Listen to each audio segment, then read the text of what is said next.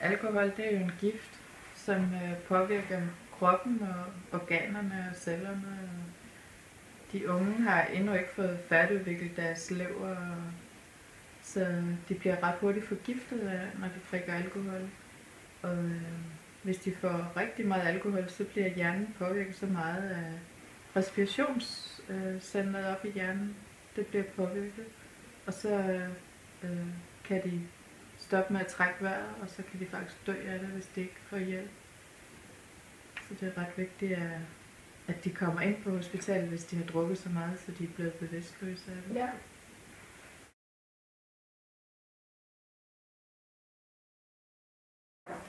Det er først og fremmest forældrene, der har et kæmpe ansvar, men de unge har også selv et ansvar, synes jeg. De skal prøve at tage ansvar for sig selv og lære at styre deres brænder. Ja. Og så er det også meget med reklamer og medier og samfundet i det hele taget, ikke? Hvordan de gør det hipt at drikke alkohol og lave alle de der sodavandsdrinks med alkohol i. Ja.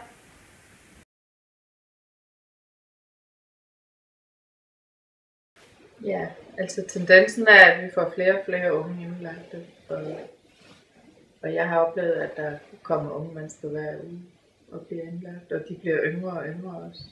Ja. Det var den yngste, jeg havde indlagt, var 11. Mm.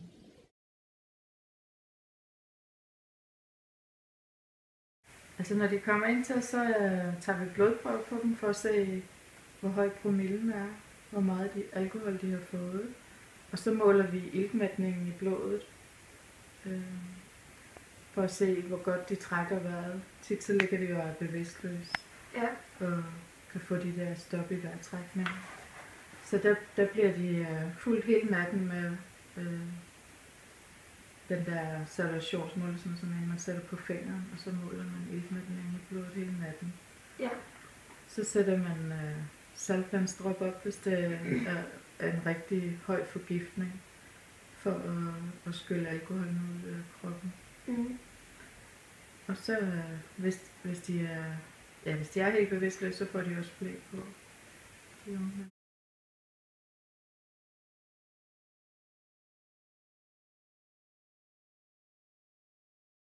For livsstilen bliver jo alt andet lige mere usund. Fordi man får ikke motioneret for meget, hvis man drikker for meget, så meget, og man får heller ikke den helt optimale kost under normale omstændigheder. Selvfølgelig er der nogen, der drikker for meget, som også får motioneret og får optimal kost. Men det er sådan en af de risikofaktorer, der kan være. Ligesom at livsstilen i familien kan blive belastet, fordi far eller mor er fulde, og det kan jo så give de problemer, det kan med nogle børn, der ikke vil have kammerater med hjem, fordi de ved ikke, hvad far eller mor er fulde, eller de skælder ud far og mor, hvor der måske ikke er så stor grund til at skælde ud. Så man kan sige, det er det, alkohol er med til at gøre.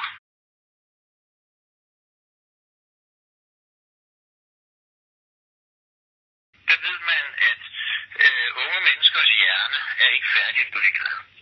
Det har man lavet nogle meget udmærkede scanningsbilleder på. Den er faktisk ikke færdigudviklet.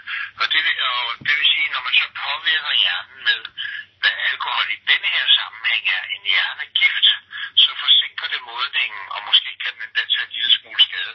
Modsat hvis man starter med at drikke for meget, når man er 40 år for eksempel.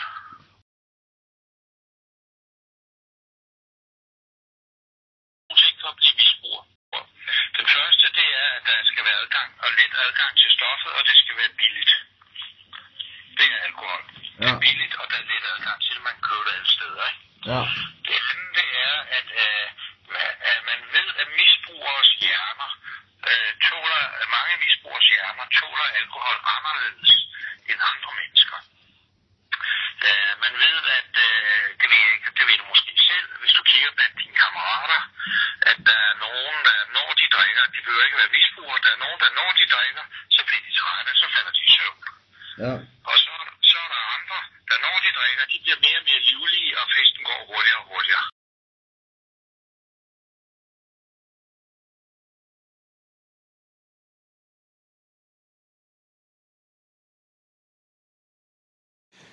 først og fremmest har unge generelt ikke lyst til at tale med voksne om deres problemer, specielt ikke når de er i jeres alder, fordi at de problemer, de unge har, finder de et rigtig langt stykke af vejen ud af det selv, fordi de har gode veninder, de har måske forældre, de drøfter det med, eller venner. Men oftest er det sådan, at hvis nu der er opstået et eller andet problem, som har en eller anden konsekvens. Lad mig tage et eksempel. En ung bliver taget for butikstyveri op i den lokale Matas, og den unge synes jo selvfølgelig, at det her det er rigtig flot, og det er ikke skide fedt. Den unge og Matas bliver så enige om, at Matas siger til nogen, ved du hvad, vi politianmelder ikke den her. Men jeg ringer lige til SSP. Så er det faktisk en meget naturlig tilgang til, at jeg som SSP får en snak med de unge. Eller den unge. Og så vil man rigtig meget gerne snakke. Ja.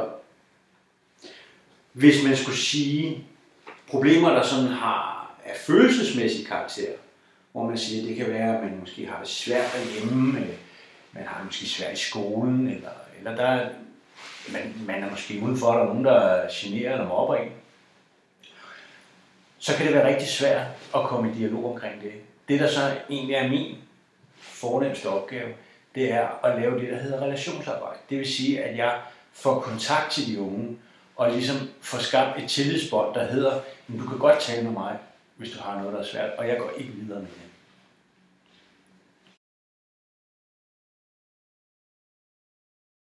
Hvis man sådan skal... Det vil ikke være... Jeg skal ikke gå ind sådan på det sygdomsmæssige, fordi så kan man så sige, det vil jeg ikke rigtig have belæg for at vide 100%, hvilke konsekvenser det vil have. Så det vil I nok skulle finde ud af i forhold til kroppen, tænker jeg på. Ikke? Hvad laver det, der skader? Men konsekvenser kunne helt klart være, at hvis en ung har stigende alkoholforbrug, så kan det gå ud over dagligdagen.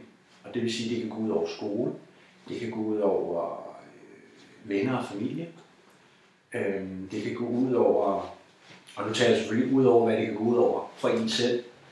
Men det kan faktisk gøre det, at det kan have den risiko, at man kan løbe ind i et misbrug.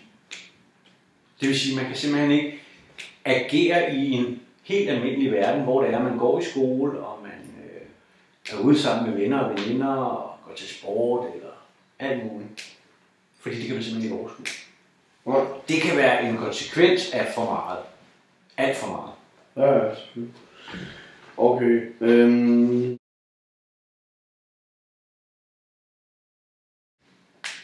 Ja. Altså ansvaret, det har forældre og den unge selv. Der ligger ansvaret.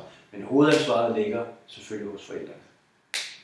I forhold til at gå over grænsen, jeg tror, der er rigtig mange unge, som når de bliver introduceret for alkohol, godt kan gå over grænsen. Fordi det er helt nyt, og hvor er grænsen? Skal man drikke en halv glas vodka og 8 Red Bull? Er det for meget? Man kan tale om, at når man fester sammen, så er alkohol, når man når en vis alder, det bliver jo sådan en naturlig del af en fest. Og nogen kan administrere det, andre kan ikke. Jeg synes faktisk ikke generelt, når man sådan skal sige det generelle billede, at unge mennesker drikker for meget. Man kunne altid diskutere, hvor meget skal man drikke til en fest, men de fleste drikker jo for en virkning, at man bliver fuld. Ja. Men jeg synes sådan generelt, synes jeg ikke, de unge drikker for meget.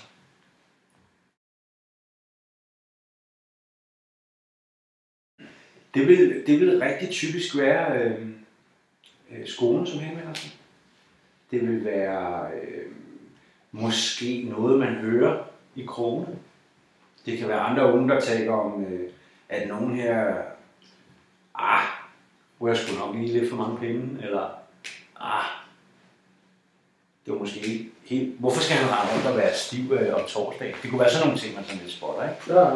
Men oftest vil det være skolen, som kontakter og siger, eller fortæller omkring, at der er et eller andet, som de ikke rigtig lige kan finde ud af, hvad der sker. Ja.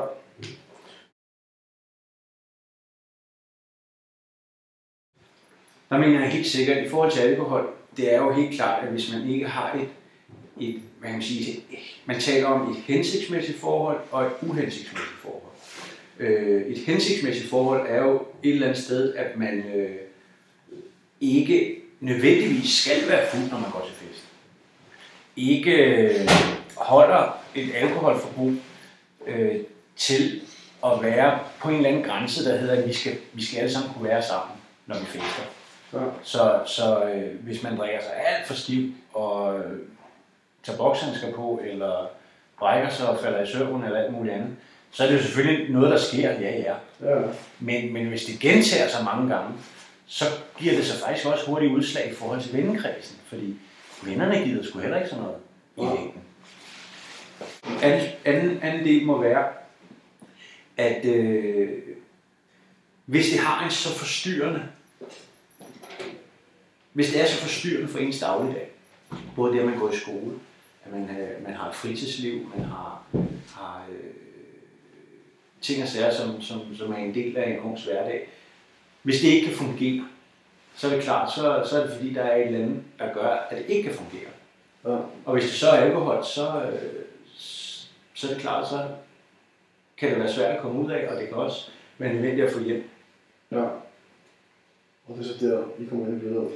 Der kan vi i hvert fald være med til at finde den rette hjælp.